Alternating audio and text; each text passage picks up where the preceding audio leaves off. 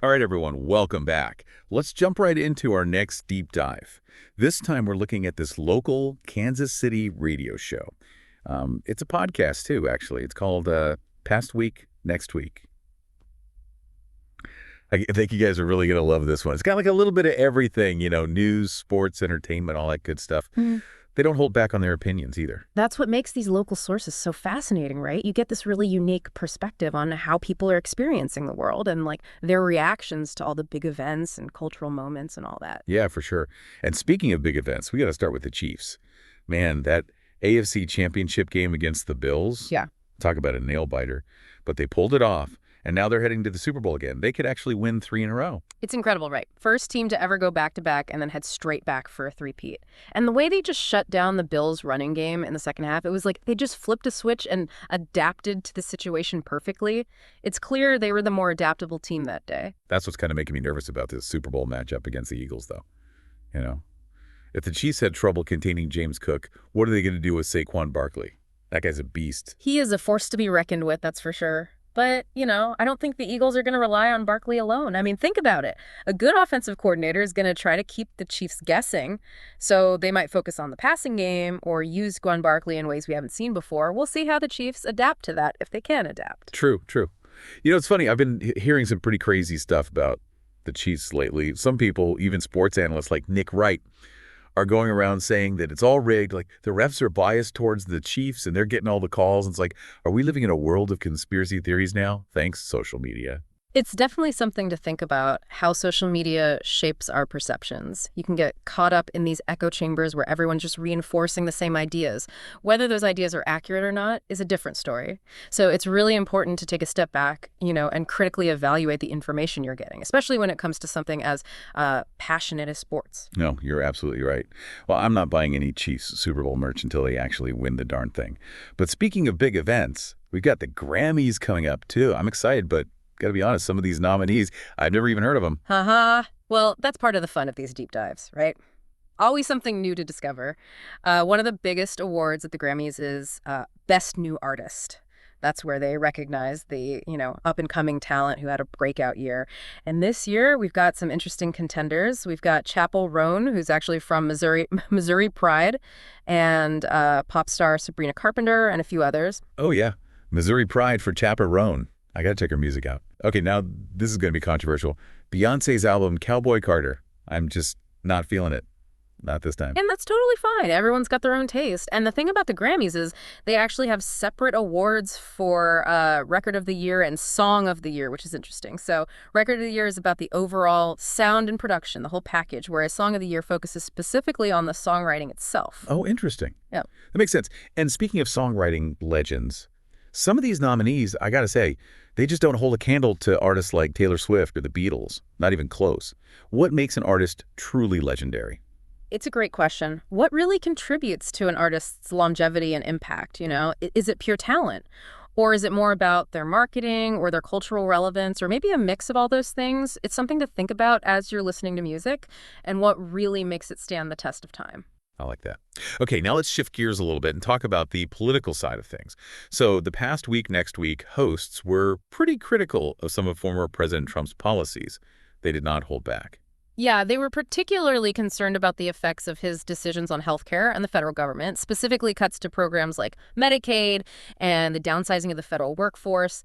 They argued that those things had some really negative consequences. And I got to say, I agree with them on the whole social media and politics thing. Yeah. It seems like it's just become this breeding ground for misinformation, which is just adding to all the division in society. What do you think about that? Well, it ties back to what we were talking about earlier, about the Chiefs and the conspiracy theories. Like there's this trend of distrust growing in institutions and this tendency to believe whatever confirms our biases, no matter how crazy it sounds. Scary stuff. You're telling me the radio hosts were really stressing the need for unity and action within the Democratic Party, saying that they need to present a united front to counter the current political climate.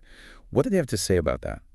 They really emphasized the need for informed engagement and being active in the political process. They said it's not enough to just complain on social media. You got to get out there and actually do something, whether that's voting, volunteering, or just contacting your representatives and letting them know what you think. Absolutely.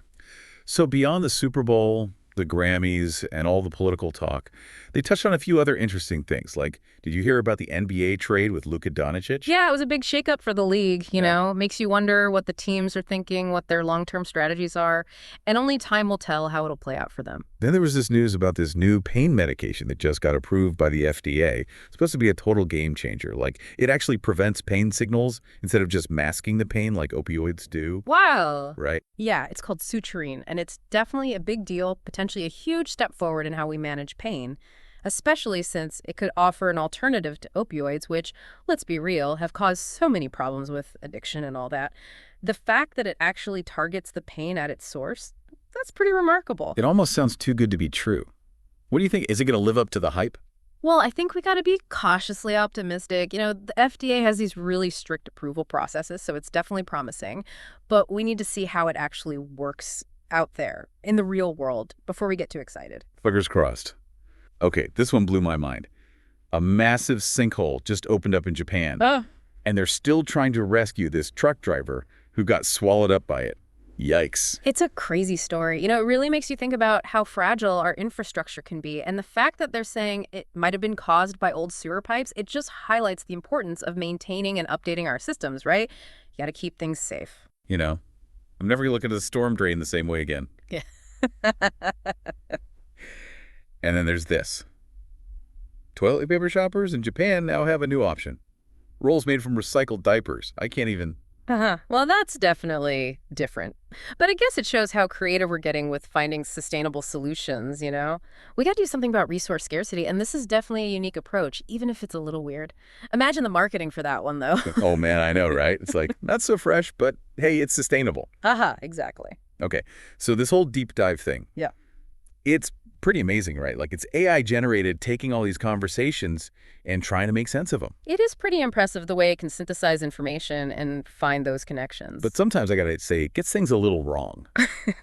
Especially when it comes to humor, you know? It's like, it doesn't quite get sarcasm or irony. AI is still evolving, right? Yeah. It's one of the biggest challenges, teaching it to understand the nuances of human language, especially humor, which is often so context-dependent. And this is where it gets really weird. It started attributing MY puns to itself. Like the ones I'm clearly reading from a book, it's trying to take credit for them. It's stealing my thunder. It seems like it's not quite there yet in terms of being able to distinguish between, you know, original content and something that's being sourced from somewhere else. But it's a good reminder that human creativity is still something special, you know? It's something AI can't replicate, at least not yet. Exactly. Okay, now back to the news. Did you see that one of Trump's big promises, that whole reducing the size of the federal government thing, seems to have actually come true? The past week, next week, hosts were talking about this plane crash at Reagan National and how staffing shortages in the air traffic control tower might have been a factor. And they were saying that these shortages were potentially a result of budget cuts and hiring freezes under Trump. Scary, right? Yeah, that's a pretty serious allegation. If it's true, it really raises concerns about the effects of cutting back on these essential government services, especially those that directly impact public safety. And what's even worse, Trump immediately started deflecting blame, saying the crash was somehow the fault of diversity and inclusion hiring practices within the FAA. Like, really? His comments were definitely controversial and to many deeply troubling. It seemed like he was trying to use this tragedy to push a divisive agenda, which is never a good look. It's classic Trump, isn't it? Find a scapegoat and distract from his own potential failures.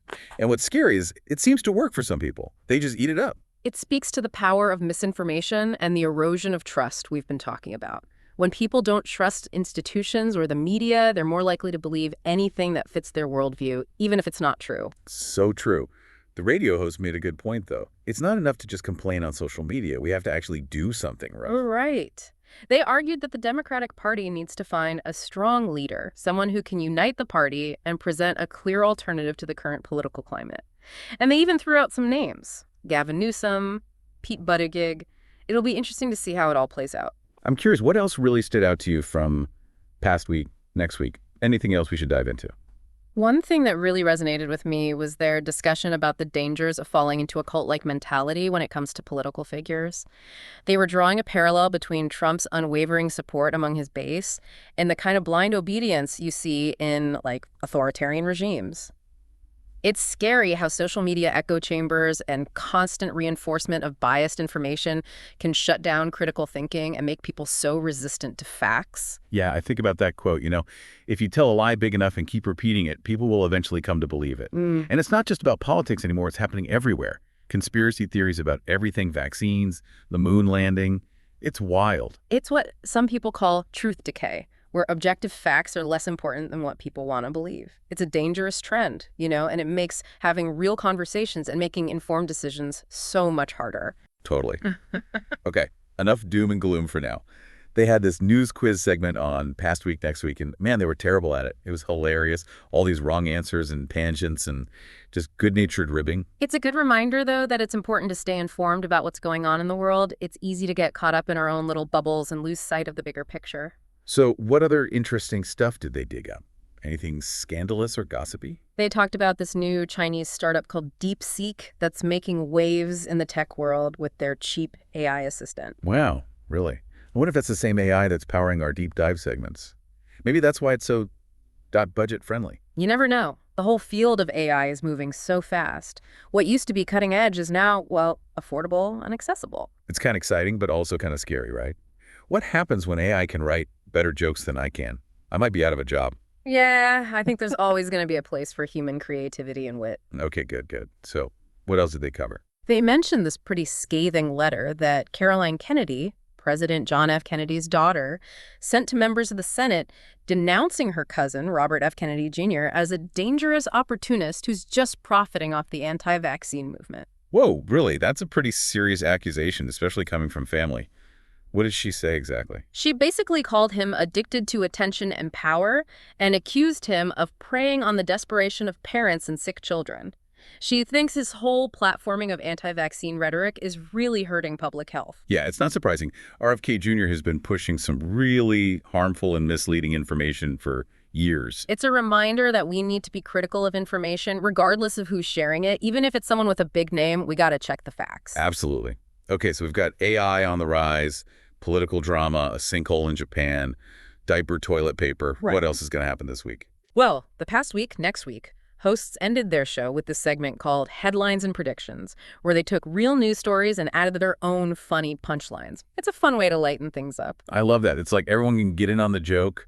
What were some of their headlines? They started with a story about the recovery efforts after that plane crash in the Potomac. Their punchline was, or we could just take the crass co-president at his word and blame Biden, Mayo, Pete, and DEI. Oof.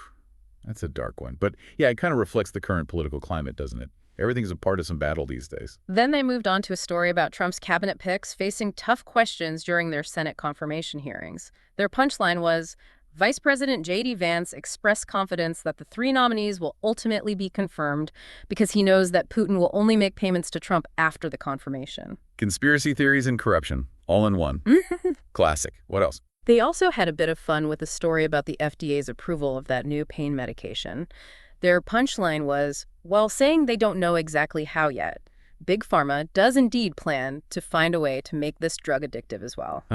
That's funny, but also kind of sad, right? Big Pharma doesn't exactly have the best track record when it comes to putting patients before profits. And finally, they couldn't resist poking fun at that sinkhole incident in Japan. Their punchline was, after the first week of the Trump presidency, many Americans plan on joining that driver in the sinkhole in order to be safer. I mean, can you blame them? Sometimes it feels like the world's gone completely crazy and the only sane response is to just hide underground, right? But hey, at least they'll have some recycled diaper toilet paper down there to keep them company. Indeed. It seems like we're living in a time where absurdity and reality are constantly colliding. Well, on that note, I think it's time to wrap up this first part of our deep dive into Past Week, Next Week. But before we do, I want to leave you with something to think about. Oh, okay. Hit me with it. So we're constantly bombarded with information these days, right? Conflicting stories, opinions flying around. It can be tough to know what to believe, So the question is, how do you cut through all the noise and decide what really matters? Like, how do you figure out what you actually believe? That's the million-dollar question, isn't it? Yeah. And it feels like it's getting harder and harder to answer. Yeah. I do like how the Past Week, Next Week guys tackled all these big topics, though.